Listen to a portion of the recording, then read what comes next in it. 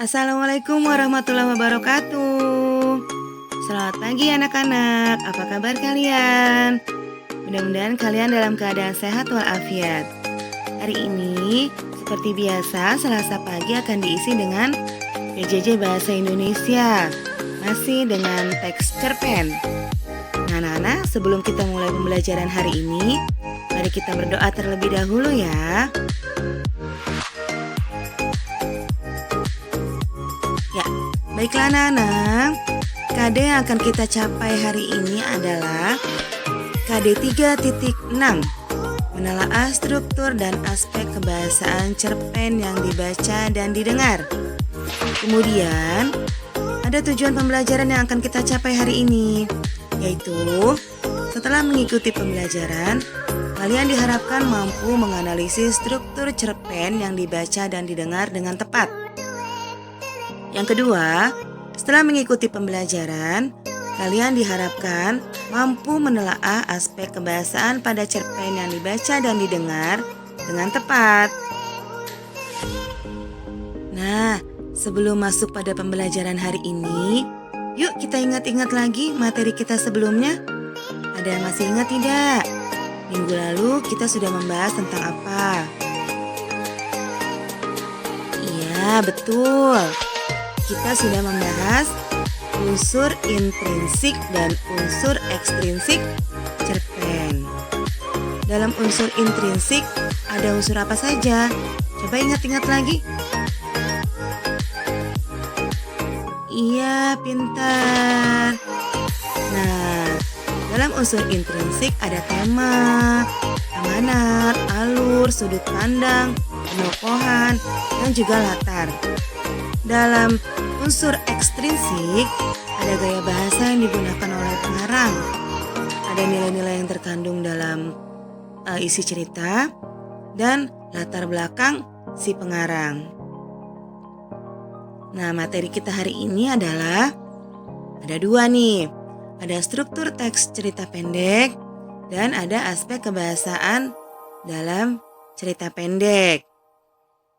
Kita langsung masuk pada struktur cerita pendek ya. Apa sih yang dimaksud dengan struktur teks cerpen? Struktur cerpen adalah berbagai tahapan yang mengisi suatu cerita atau narasi dalam sebuah cerpen. Nah, yang pertama ada orientasi. Orientasi kita kenal juga dengan pengenalan.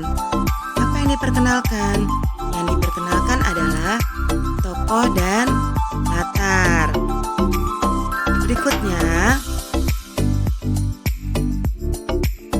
nah ini contoh orientasi. Ara adalah nama panggilanku. Nama panjangku adalah Cemara. Bapak yang memberiku nama Cemara. Aku mempunyai seorang ibu yang sangat baik. Aku juga mempunyai kakak perempuan yang cantik dan baik, walaupun ia terkadang suka marah. Struktur yang kedua adalah komplikasi. Komplikasi adalah bergeraknya cerita dari mulai muncul konflik hingga memuncak. Puncak konflik itu yang kita sebut dengan klimaks. Nah, ini contohnya ya, kalian bisa baca.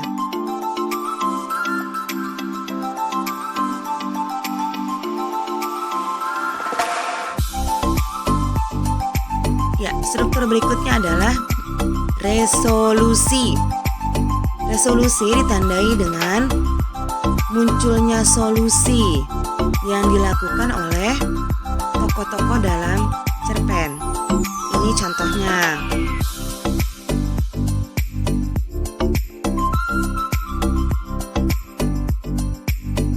Nah, terakhir ada koda. Apa itu koda?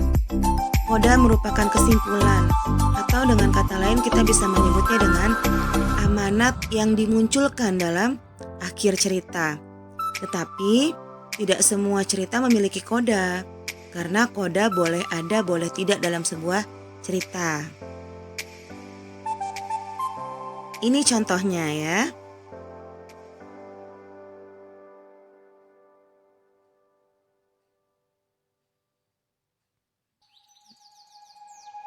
Nah, bisa kita lihat struktur cerpen dalam bagan seperti ini.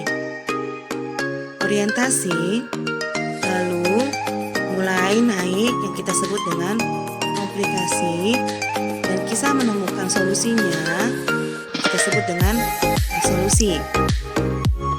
Nah, mudah-mudahan kalian sudah paham dengan struktur teks cerpen ya nak.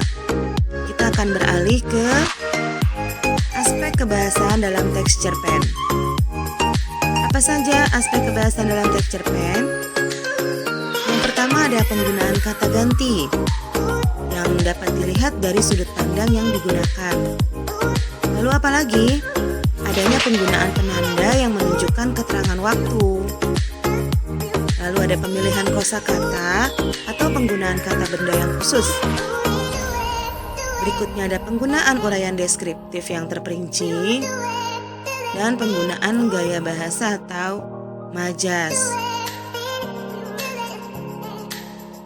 Nah, sekarang sudut pandang pencerita. Pencerita bisa dibagi menjadi dua, yaitu orang pertama atau orang ketiga. Nah, perhatikan kalau si pengarang bercerita dengan sudut pandang orang pertama, dia bisa menunjukkan sosok dirinya dalam tokoh aku. Jadi dalam cerpen itu ada tokoh aku. Kemudian ada juga tokoh dia. Kapan pengarang menggunakan tokoh dia? Jika si pengarang berada di luar cerita, maka dia menceritakan orang lain yang kita sebut dengan dia. Aspek berikutnya adalah penanda keterangan waktu. Nah, ini contohnya ya. Penduduk kampung dari dulu sampai sekarang menyebutnya dengan Gunung Beser. Di mana keterangan waktunya? Ya, ada dari dulu sampai sekarang. Nah, kalimat berikutnya ada, setiap subuh, kakek membangunkan saya dan mengajak pergi ke masjid kecil pinggir sawah. Apa keterangan waktunya?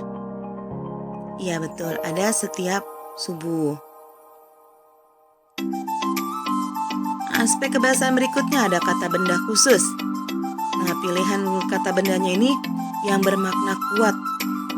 Contohnya, pengarang bisa menggunakan kata beringin atau trembesi dibandingkan sekedar mengucapkan kata pohon ya. Aspek berikutnya adalah penggunaan kalimat ekspresif. Apa itu kalimat ekspresif? Yaitu kalimat yang digunakan sebagai pelukisan atau penggambaran keadaan atau peristiwa. Nah, ini contohnya. Apa yang kita lihat dari ekspresif di sini? Ya, dia menggunakan kata aku takjub melihat Gunung Beser berdiri dengan kukuh. Selanjutnya, ada uraian deskriptif. Di kelas 7 kalian sudah belajar mengenai teks deskripsi. Nah, kalau masih ingat, kalian pasti tahu bahwa deskriptif fungsinya adalah untuk menggambarkan keadaan. Bisa menggambarkan latar, bisa menggambarkan tokoh. Nah, ini contoh yang menggambarkan suasana. Kemudian, nah ini juga menggambarkan situasi pagi di Gunung Beser. Deskripsi ini bisa ditangkap oleh mata, bisa ditangkap oleh telinga, dan bisa juga dirasakan. Nah, berikutnya ada majas. Majas nama lainnya adalah gaya bahasa. Fungsinya untuk menyampaikan pesan dengan cara imajinatif ya, supaya menimbulkan efek pada si pendengar. Nah, sifatnya juga kiasan. Ada beberapa majas yang akan kita bahas hari ini. Yang pertama ada simile. Apa itu simile? Nah, simile adalah majas perbandingan langsung. Apa cirinya? Kalimatnya menggunakan seperti, laksana, ibarat, bak, umpama, laksana. Nah, contoh kalimatnya. Nah, di sini ada seekor burung pipit sedang berusaha mempertahankan nyawanya. Dia terbang bagai batu lepas dari ketapel sambil menjerit sejadi-jadinya. Situ ada kata bagai ya nak ya. Lalu ada metafora. Kalau tadi simile adalah perbandingan langsung, metafora ini perbandingan tidak langsung. Contohnya, dia sangat keras kepala. Artinya, ya teguh pada pendiriannya. Lalu ada kalimat siang malam ayah banting tulang demi kami. Banting tulang artinya bekerja keras. Ya, berikutnya ada personifikasi. Apa sih personifikasi? Nah, pada majas personifikasi, benda-benda mati atau makhluk mati dianggap seperti makhluk hidup. Dia seolah-olah bernyawa. Contohnya, awan tertatih-tatih melintasi langit. Kan tidak bisa ya awan tertatih-tatih. Awan kan tidak punya kaki. Tapi dalam majas personifikasi, awan seolah-olah bisa melakukan apa yang dilakukan oleh makhluk hidup. Nah, ada kalimat kedua, kerikil yang kuinjak di jalan tampak pucat pasi. Wah, masa kerikil dibilang pucat pasi ya? Ini namanya juga majas personifikasi. Ya, sampai di sini dulu pembelajaran kita hari ini anak-anak. Mudah-mudahan kalian memahami materi kita hari ini. Jaga kesehatan kalian. Jangan lupa cuci tangan, pakai masker, dan tidak perlu keluar rumah jika tidak penting sekali. Sampai jumpa di pembelajaran kita berikutnya. Wassalamualaikum warahmatullahi wabarakatuh.